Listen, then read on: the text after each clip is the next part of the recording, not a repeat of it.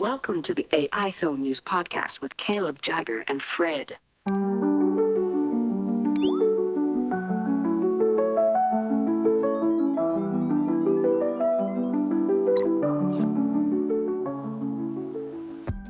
Hey everybody, I'm Jagger Waters and I help produce the AI Film News web show that Curious Refuge releases every Friday. We are diving in deeper about all of the tool updates and AI film news from this week. I'm here with Fred Grinstein, who teaches the AI documentary course at Curious Refuge and the host of Curious Refuge podcast, and Caleb Ward, co-founder.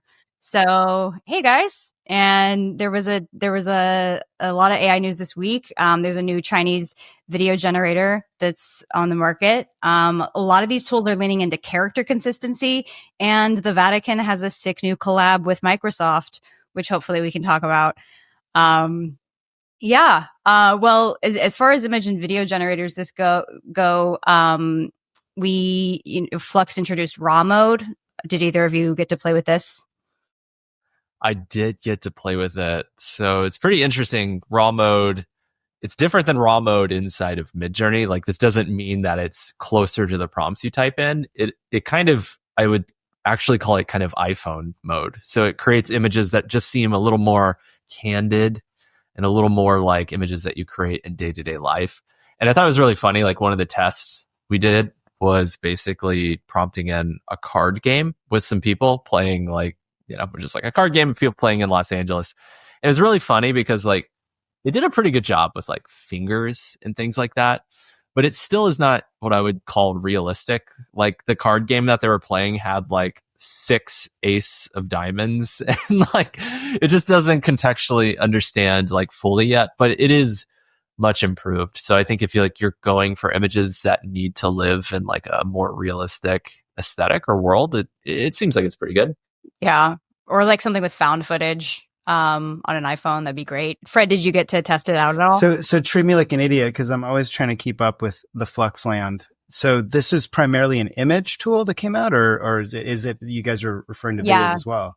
It's an image generator. And Flux kind of like came on the market this summer as sure. I just meant the new tool. Like, the new tool is doing what newly? What's the new effect that it's doing? Just raw mode, which is like a funny phrase. Let's be real. Okay. It's really, it's what Caleb said. It looks like it's more candid, taken with an iPhone. It's got this sort of like digital camera, like advanced digital camera look, where everything feels, for me, it feels like the angle it was taken at feels human, like eye level. Like, they're not in the way that Midjourney, the camera angles are always like, you're like, where's the camera? Cause it's like it's so cinematic and so professionally looking. Like, it's like, we just got dollies and steady cams everywhere. That's what like Midjourney is. But with Flux, it was like, oh, it looks like someone was standing across the room taking this picture at the right angle. That's what's like eerily human about it, about the framing. So it's interesting. I'm always interested in what are these labs and companies up to, like, so what are they excited about? Like, we're kind of diagnosing it in all these technical ways, but so it seems like this is going after like a influencer kind of creator economy crowd in terms of how it's kind of replicating what they've been doing with their phones, if I'm hearing you, what its look does. Or what do you think it's going to uniquely do? Where does this sit into like what we didn't have before? I would say so. I feel like all the AI companies are really trying to figure out where they stand in the world and kind of how to define themselves. And I think what we've realized is Midjourney is really defining itself as like, we are the hyper cinematic, stylized editorial tool that, like, when you want to create something that's just really dynamic and looks like it's very expensive, essentially, you use our tool. Whereas Flux, whenever it came out, I think it got a lot of notoriety with those kind of photorealistic. I'm sure you saw like the TED Talk images with the people that look like they're at some sort of event, and it was like hyper realistic. And I think that the team at Black Forest, it feels like they're pivoting to a bit to really push in to that use case. Now, commercially, I'm not entirely sure where that's going to be. Like, perhaps it is what you're talking about, Fred, like with AI influencers. But I actually thought a lot about your AI documentary course whenever this news came out, because it seemed like, oh, wow, you can create images that emulate real life images incredibly well. But I'm curious, like on a documentary project, there's that idea that like, you don't really want the audience to be confused as to what assets were real and what assets were AI. So what's your take on that? I mean, that's the most interesting kind of slippery slope here, is because especially for our course, it's exciting how many things are suddenly, revisiting ways we've made stuff. But the core, like, wait, are we going too far? Is like when you're literally just, people are wondering, what are they looking at? Like, nobody wonders what they're looking at when they're watching a sci-fi movie. They're like, I'm watching somebody's imagination. But like when I'm watching a documentary, I'm usually pretty clear that I'm watching somebody's document of a real panda, or that's actually a war zone, or, any other topic. So I think like I like to err on the side that like when the creator has a pretty good take on like, I'm not here to fool anybody or confuse anybody. Like I'm still using this as a tool. So if I'm, doing a documentary about fraternity life or something, and I just don't have all this footage of some crazy event that happened at college. Yeah. Some kind of raw tool like this, which has maybe a propensity to capture, more sort of, sort of iPhone life, could be a transparent way to do recreations and reenactments like we have. And then again, in the film, it's clear that this is a recreation, reenactment. What's fuzzy is when I'm making the entire movie this way and it really looks real and there's people in it that don't even exist. And again, we're in sort of uncharted turf there of like, well, what is this thing? Then at that point, it's just like a creation of some kind. But, what's most tricky is when I think people are benignly using these things as solutions in a film and blending it with actual footage. And I actually think that's sort of where it gets even dicier. So let's say I have, I created this amazing image, but it actually looks a lot like the real image of something that happened that day. And if I'm using those two next to each other in a film, then I'm very deliberately confusing people, whether I'm doing it with good or bad intentions. So I think these are the things that there are no clear guardrails, especially for present day content. There's a lot of chatter about historical stuff. There's groups like the Archival Producers Alliance that we talk to as part of our course. But I mean, I'm glad you bring it up because like, I think this cuts to sort of when people have the worst fears of what is this stuff for. It's fun when we're all just making funny movies, but there's people that use content for other purposes, Yeah. I would also say the aesthetic of raw mode with Flux, really great if you're going to do a reenactment from like 2007 or 8. It just has that digital, like Facebook kind of look to it. I would also use it maybe as much as Midjourney if it prompted more images at once. I was only getting one generation at a time. I also think it saves people time because if you're prompting in Midjourney to be like, I want hyper realistic, this type of camera, this, you have to get really detailed. Whereas raw mode was like, it's just gonna like, it was like a preset. It felt like a preset that I wish I could use in Midjourney. Yeah, I was doing the math this morning while I was like riding an elevator because this is what I do with my life is I like calculate credit amounts using AI tools. But I was thinking, inside of Midjourney, if I'm working on a project and I need a shot, like it's probably going to take like 100 images before I get one that I'm like feeling pretty good about, like one that I'm like, okay, that could be like making its way into the final project.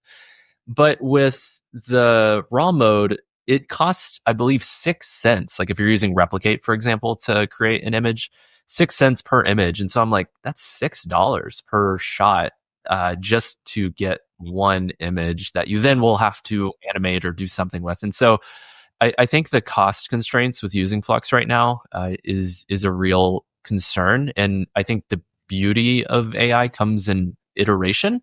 And that's why, like, for example, like when we're training people, they're like, what tool should I use? Like we tend to point them to Midjourney because you just get a lot more output for the price that you pay versus some of these more open source tools that are utilizing basically APIs into like a comfy UI workflow. Yeah.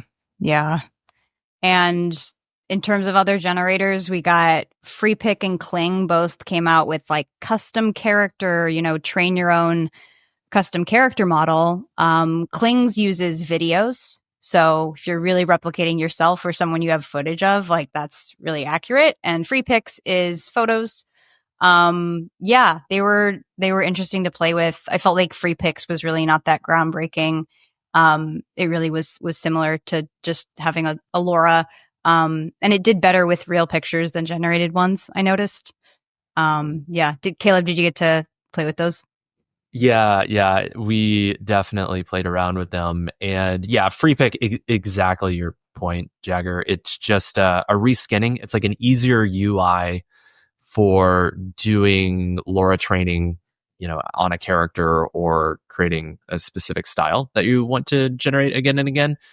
And I think it's great for that stuff to be more user facing, because it can be quite confusing if you're new to this world to go in and, to train a model, and how do you do that? And so I think user facing tools that make it easy is great.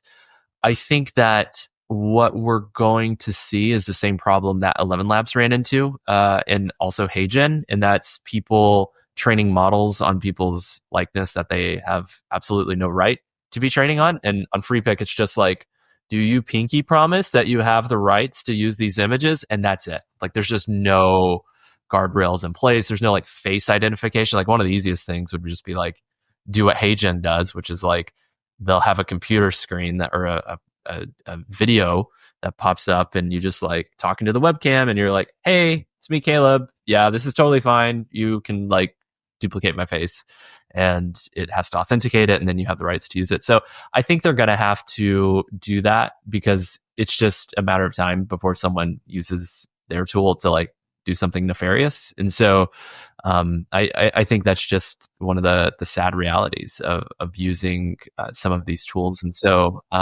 it is helpful though, like if you're working on a creative project, to be able to like, generate consistent characters. For AI filmmaking, I was going to say that FreePic and Kling are both doing this. They're really getting the message that we want character consistency, and that's what we need narratively if you're going to make a successful AI film.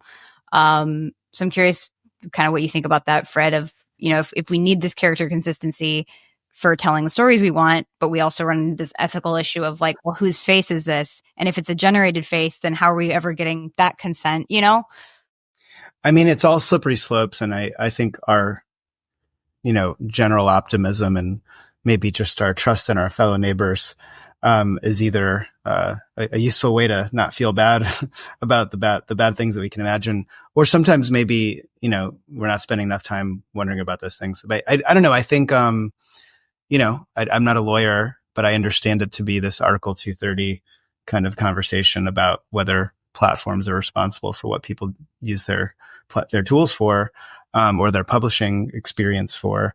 And there's, a lot of people that aren't as excited about what high percentages of people that don't show up to filmmaking classes do with these tools. And we can't ignore it. I mean, I think we're mostly speaking towards things that we do think have great sort of value. And I think for the communities we interact with that are mostly creative industries, I think we're excited about it. But I can't not think about, I have kids, they're growing up in this world.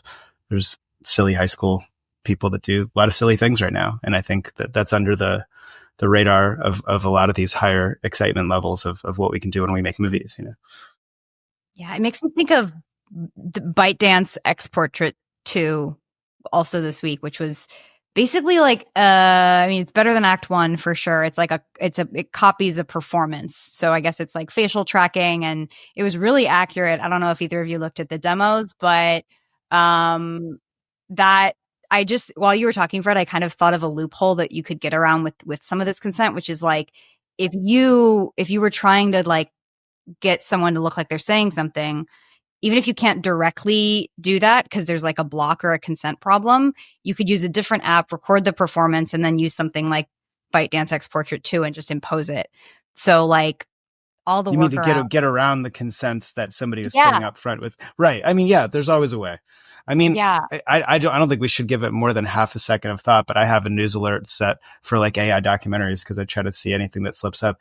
And today's, news alert was that some filmmaker I've never heard of, perhaps I should spend more time learning about their work, created an AI Al Gore to do like the truth about climate science according to AI Al Gore. And they just created I haven't seen the movie, so forgive me if I've missed the finer points, but they just created a fake person who looks like a real person to say things that they'd rather that person say. And there's a whole movie about it. And it's super polarizing, and it's super obviously somebody's agenda. And that's like probably even the softest edge of that sword of what it could do to, people that aren't public figures. Maybe Al Gore is ready for it, because he put himself out there. But, there's plenty of content of people that aren't ready for it and are I mean, I get, I hope we haven't taken our conversation in a bummer of a direction, because it is interesting what these things can do creatively. And I think we spend a lot of time in our courses pointing that out. And I don't think we're even oblivious to the way we talk about these, how to do these things responsibly. But I think it is important for us to constantly remind ourselves that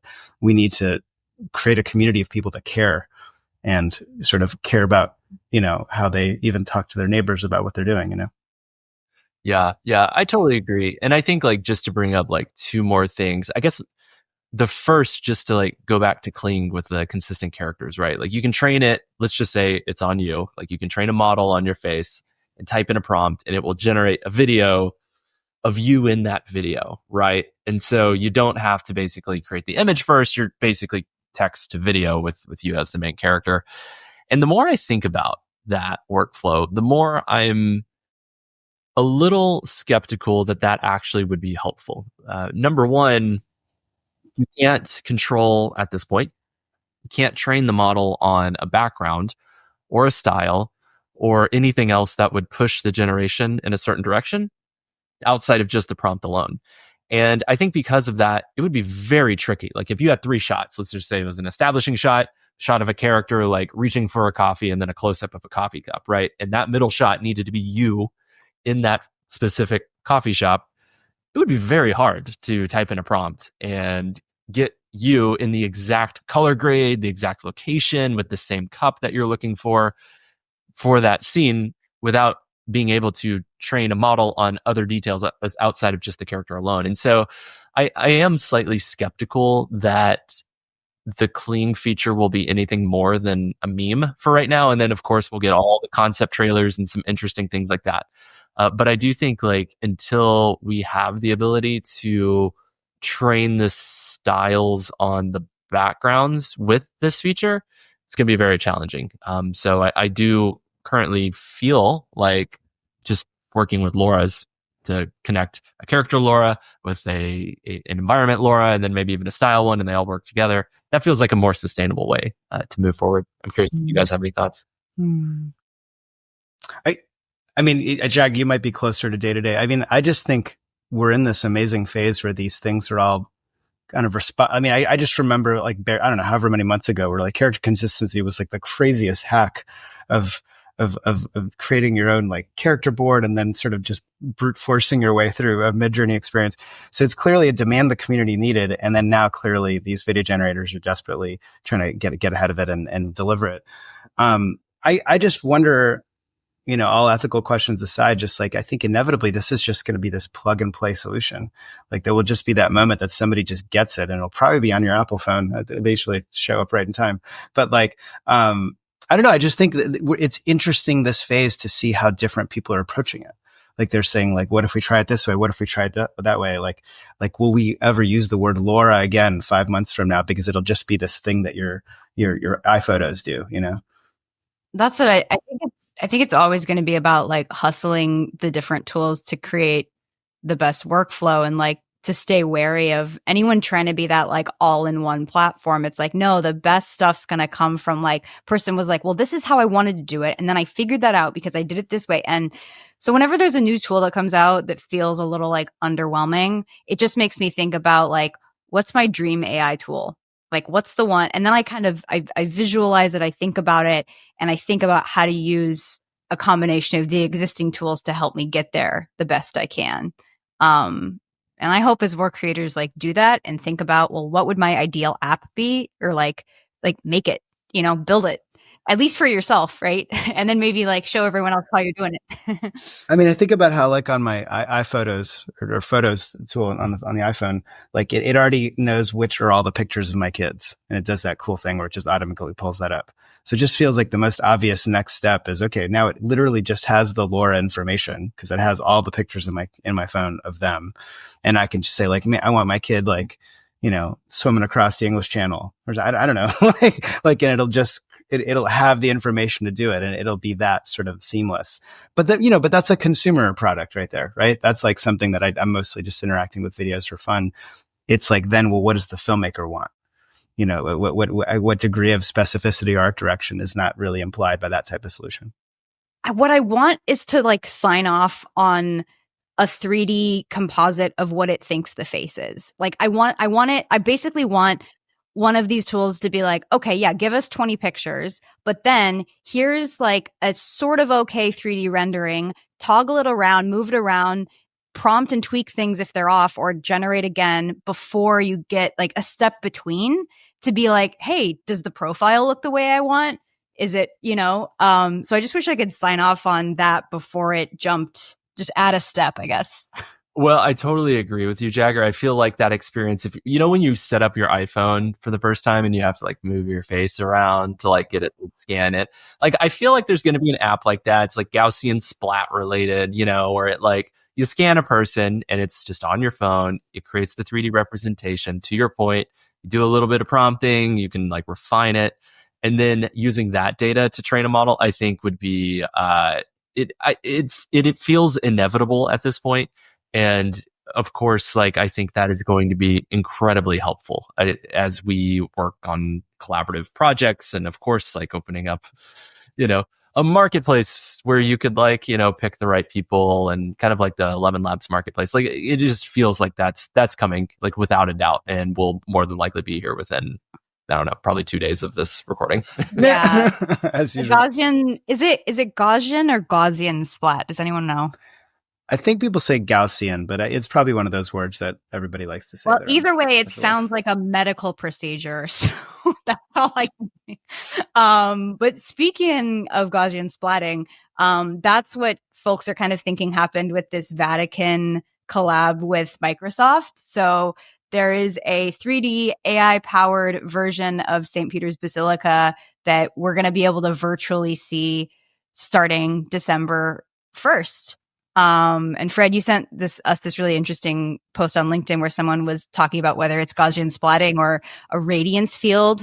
So Michael Rubloff, who we're going to be talking to for the AI Docs class and possibly in the regular podcast, he's very much. Do you know him personally, Caleb? No. No, I know that Suki did a podcast with him, so he's very few degrees removed from all of us, our great friend Suki.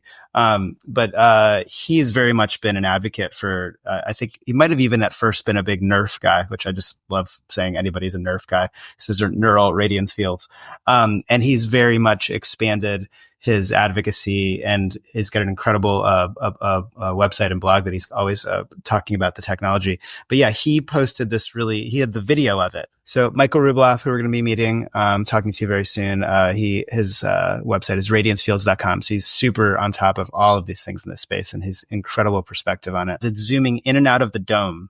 And as it goes into the dome, you can even see the parallax of like 3-dimensional layers of the dome. And you seeing details of the mosaics of the cupola. Mm. Wow. It's a really, really cool example of how this technology is even going way beyond storytelling. Like I think I dropped it in the chat as well. Did you see that one that people are now just scanning the world altogether? Like you remember when you used to see cars that were just driving by, and for Google, they were literally just mapping everything, getting ready for driverless cars. There's now people that you'll walk by on a hiking trail that just have this rig. I can pull that up too. I saw that. Scanning trails. They're just scanning everything, and they're creating just a digital twin of Earth as efficiently as they can. And Waymo, I think in that, I saw that it's like, oh yeah, well, if we have Waymo and those cars already kind of like doing it for Google Maps anyway. That's really interesting. So it's a project called Odyssey, but check out this rig. So this is who you're going to see walking by on a trail sometime soon. That's like a human Waymo. It's just kind of an upside down statement. But yeah, let's see if it tells you what he's got a 3D representation that unifies graphics, machine learning, real world data, and editability. And they're thinking it's going to be huge for film and games. Oh, totally. For production, this is huge, but it's also making me think of like, the data of the real world itself is a public resource, right? It's literally public domain. It literally is. That's what I mean. Like, why wouldn't we be able to create a scan of the world and use it ourselves? It's like that. Trying to put guardrails on that would be crazy. It'd be like, no, when you walk out your door, you can't record anything. Like that's wild. So 6 cameras, 2 LiDARs are capturing the world in 13.5K resolution with accurate depth data. So for all the 3D nerds out there, that should be pretty cool. Wow. No, that's going to be really helpful because I think as we're talking about placing our stories in a context, like it's very clear that having the data so that you can replicate an environment again and again with an AI character, and then of course like animate that movement is a real challenge. And so like being able to have the 3D information to where you can be like, hey, where do I want this story to take place? It takes place on a trail in the redwoods. Let's go there and let's scout out the world using this like pseudo Google Maps experience and use this data now to like tell that story in that location. It saves so much time with being able to go to that location. And we've seen white papers that are looking to give you the ability to adjust things like lighting and the time of day inside of 3D scans like this. So it's only a matter of time till you can go anywhere in the world. You can essentially light the environment to anything you want and you're good to go. You can basically prompt in and create a story in that location. So I think it's really exciting. A better version of a hack that I saw this woman on like the Instagram reel saying like, I just found a production hack, and it was like using Google Maps to go to your shooting location, set the time of day, the date and time, however far in advance, to see where the sun would be, right, to get your shot. I'm like, that's genius. That's such a good production hack. But now if we do this, we can just like go grab a shot of it instantly without even having to go be on location. So, I mean, my understanding, and I'm excited to learn more from Michael when I talk to him, is that most Gaussian splat still behaves as stills. And ultimately, you can still use that data to then animate and do stuff. But if I can shout out my own graduate school program for a second. So one of the things we just did at Arizona State University, which has a downtown LA location that I'm taking their narrative and emergent media class in. So we just, with our main professor, Nani de la Peña, who's a pioneering VR filmmaker and journalist. So she has been very keen on Gaussian splats. And one of the things that she's been working with a guy called Michael Corona, who's sort of also massive OG in the Gaussian splat space, is a lot of the Gaussian splat technology that's moving into video. Most of it's closed source. It's a lot of people putting a lot of investment in this stuff because they see this as a big value downstream.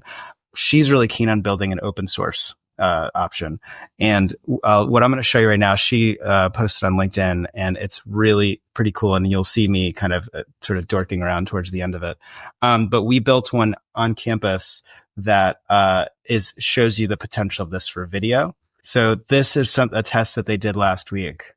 The room is basically 45 cameras. So there, imagine, and I'll send you guys this picture, but there's 45 cameras in a circle. So it kind of reminds you of Bullet Time, if you remember those Matrix kind of behind the scenes. But instead of those just being stills that are shot once and they just have that moment, this is basically Gaussian splatting and capturing in a way that you are also getting access to the light experience, and you can actually travel in the space. So all of that movement you saw is just stills that are being, there's all these steps, and there's a way that the resolution can be better. You can do 1 million steps versus 10,000 steps, which we had done for that. So a more technological person is going to explain it even better. But that, from Nani's perspective, that is some pretty advanced open source stuff that's happening. It's pushing Gaussian splats into video beyond the still options. So we've seen like Paul Trilla post that amazing piece that he just put out a week ago, where he's like in the garden kind of exploring plants with his iPhone. I think a part of that idea ties into this Google recapture thing that I found in development, which is basically they're working on like, oh, how can you change a camera angle with footage that you've already shot? And from what I understand, like it's kind of similar to that, to basically be like, oh, I have this footage and I want to change, and now I want it to be low angle, and being able to do that probably utilizes that. I wonder if it's considered radiance fields. Do you know more about it, Caleb? Well, I remember seeing the Google recapture tool that they announced. And I think that technology, when paired with what Fred was demonstrating with this multi-camera Gaussian studio setup of the future, that is going to be a huge part of the future of storytelling, because essentially you're going to have your actors come in and they are going to deliver a performance on a stage. It might feel somewhat similar to a virtual production stage in that it's kind of taking place in a controlled micro environment. And then you'll be able to take that performance, change the camera angle completely in post. You'll be able to select the background because you have 3D data for the entire world available at your fingertips. And then compositing will be just a few different button clicks along with color grading, and boom, like that you have your actors in a new environment. And of course, we're going to have all the same in-painting and animation tools available at our fingertips for changing everything. And so you can begin to feel how the future of this type of technological workflow is just right around the corner.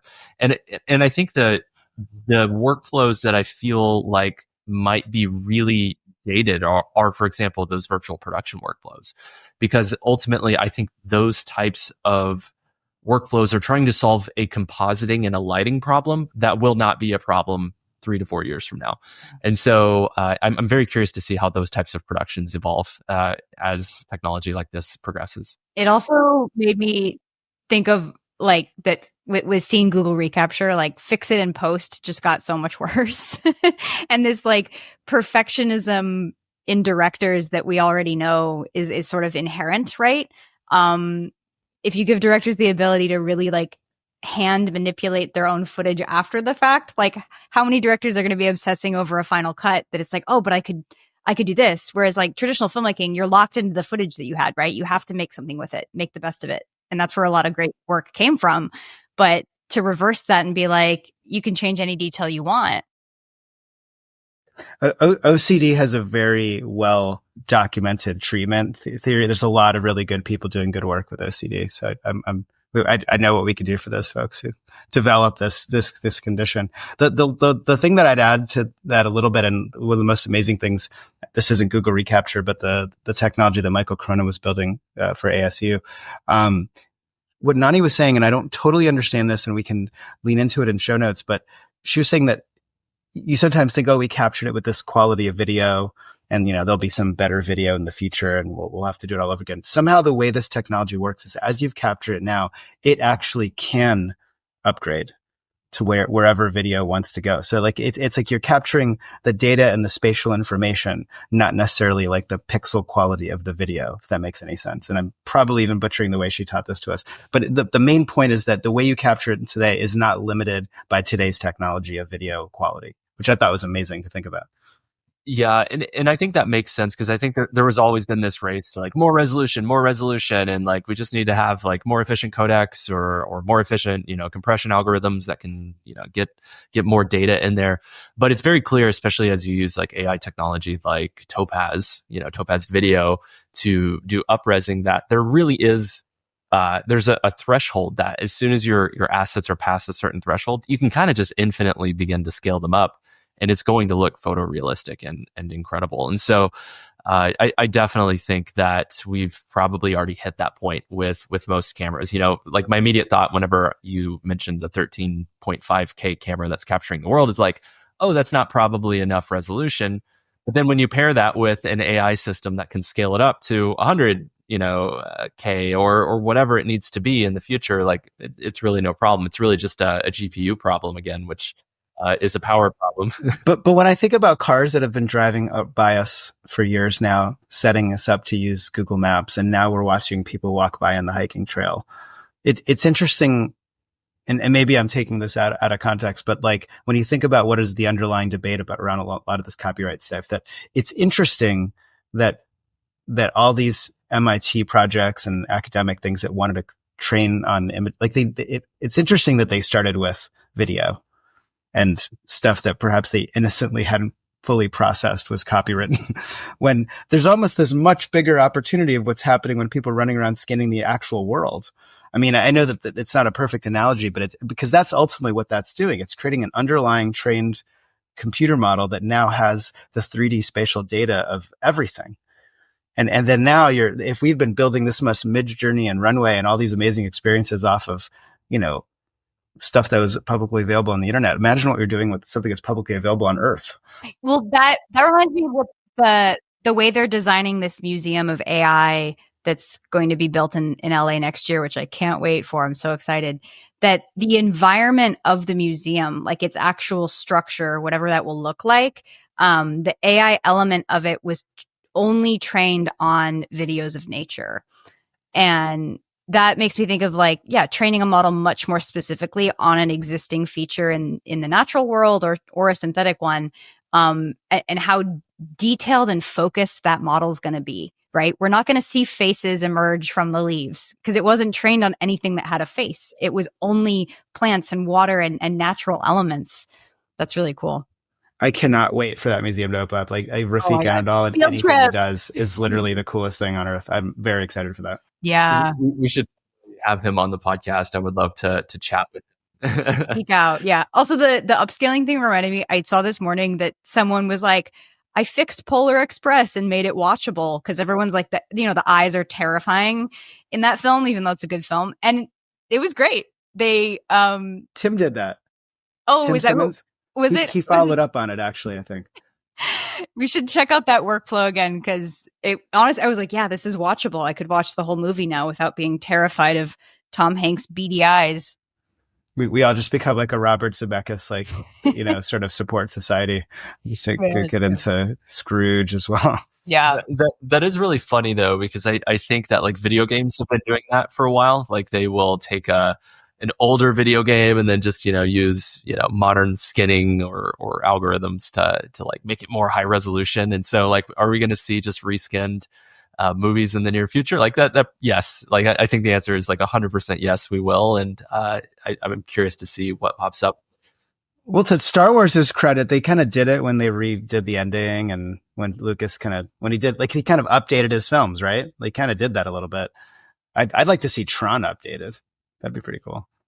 Sorry, I interrupted you, Jeff. No, there's just like the pixelated, like bad rendering is part of the experience. Like I'm so nostalgic to play Zoo Tycoon from like 2003 or 4 again. I want this video game. I'm going to track it down. I'm going to find it, but I don't want it up. I would not want like, here's the better version. Now it looks good. It's like, no, it looks bad and it's pixelated. And that's what I love about it.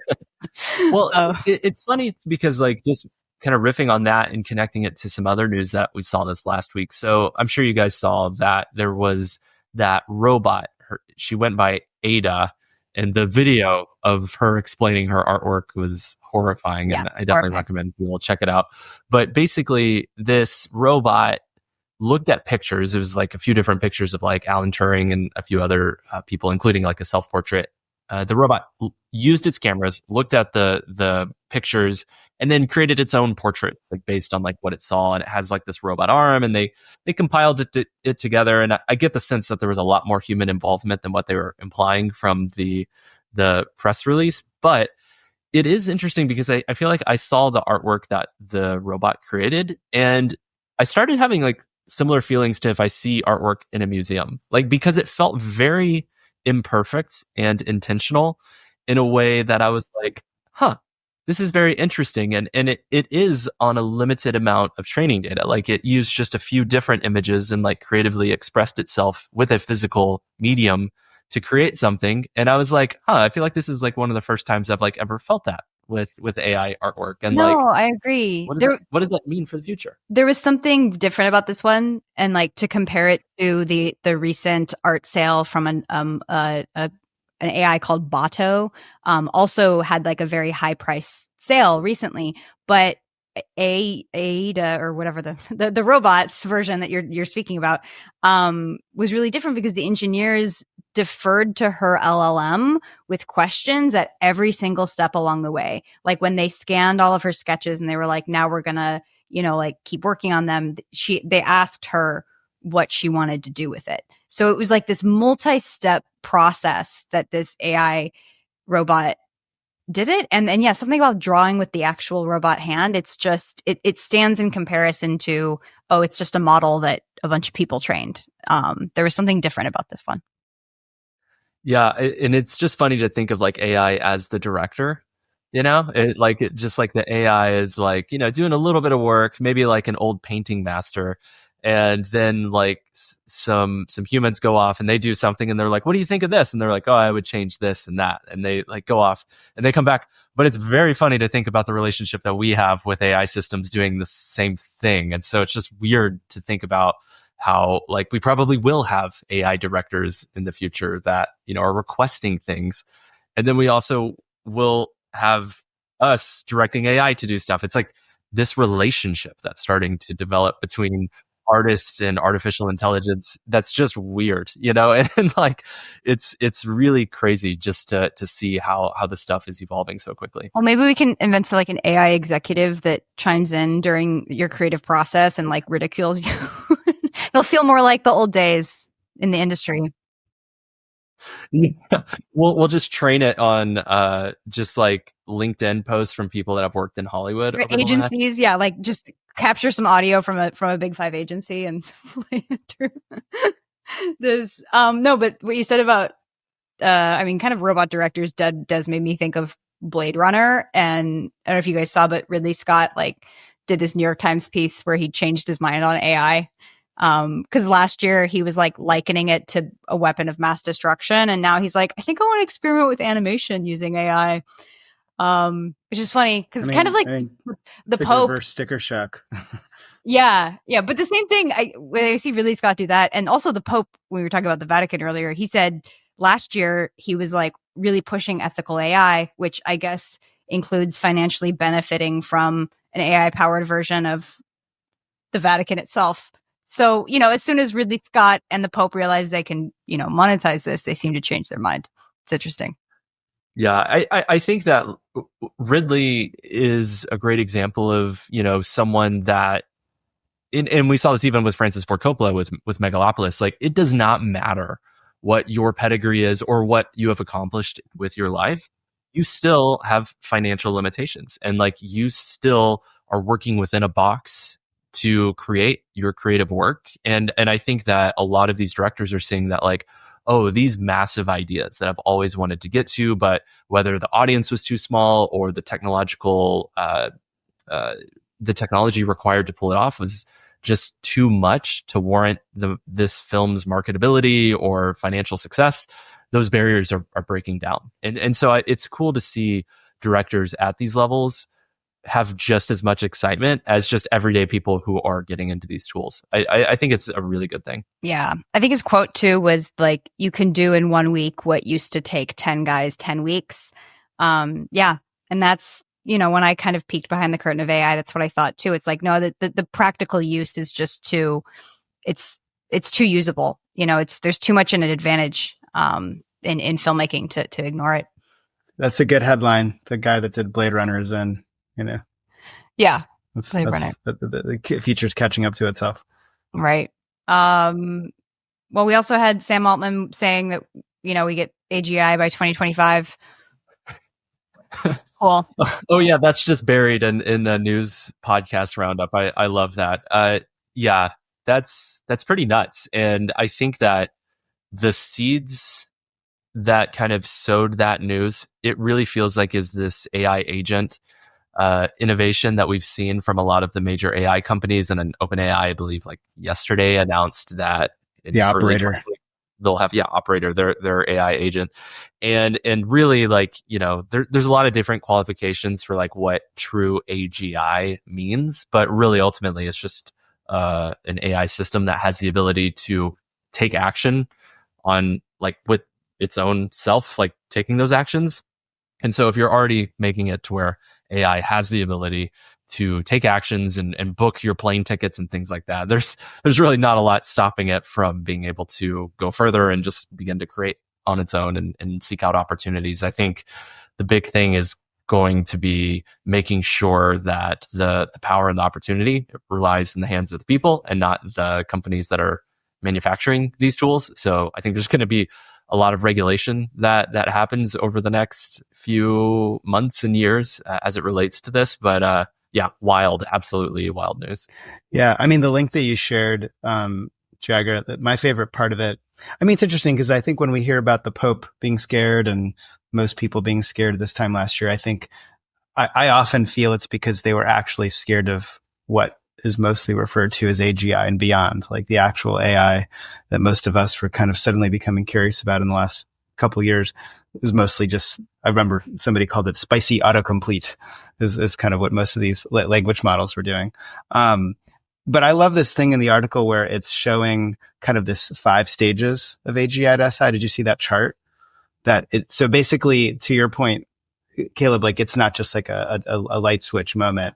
Like the way they describe it, that level 1 is chatbots, which we've all gotten very used to.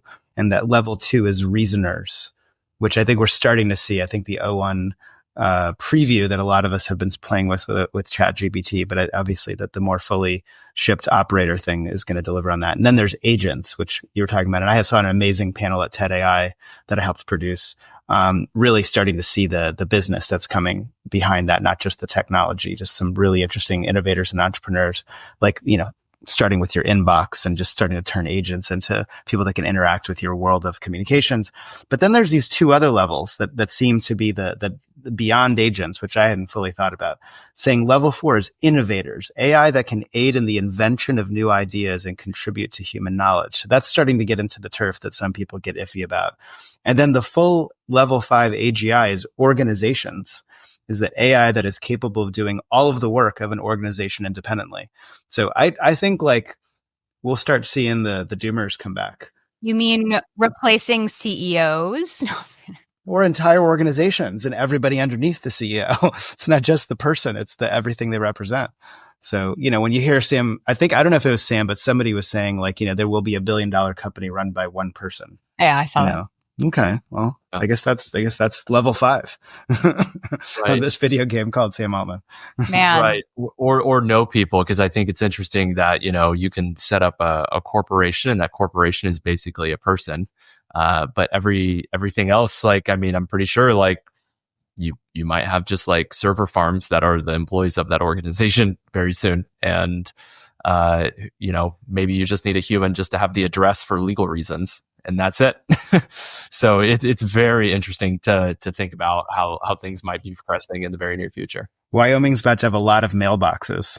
Just like there's just going to be a town called mailboxes for entities. Yeah. Man. Well, that's a hopeful note to end on.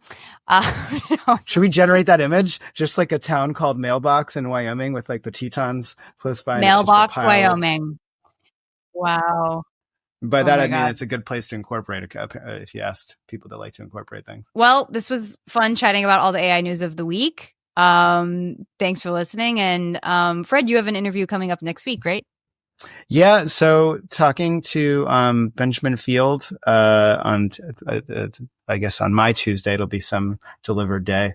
But he's been in the news a lot lately. And actually, I mentioned him last week because he did this much buzzed about, or he's delivering soon, this podcast hosted by a not alive person that he did all the work getting consent and permission to do it. But it's getting, without even existing yet, just as an idea out there, it's getting a lot of backlash from people that haven't even heard it yet or seen this voice talk to people. So that's very interesting. And I'm excited to learn from him what journey. And I think he's very proud of how hard he worked to do this with, a lot of ethical guardrails. And but I think he's been a real leader in sort of experimenting with unscripted content. And then I'm also talking to Michael Rubloff and learning about nerfs and radiance fields. So very cool. Well, I can't wait to check that out. Well, thank you both for joining me and chatting about all the AI film news this week. You can check out and subscribe to our Curious Refuge newsletter. Watch the AI film news every Friday and keep an eye out for Fred's interviews on the Curious Refuge podcast, where he dives deeper into interview series with creators and leaders in this field.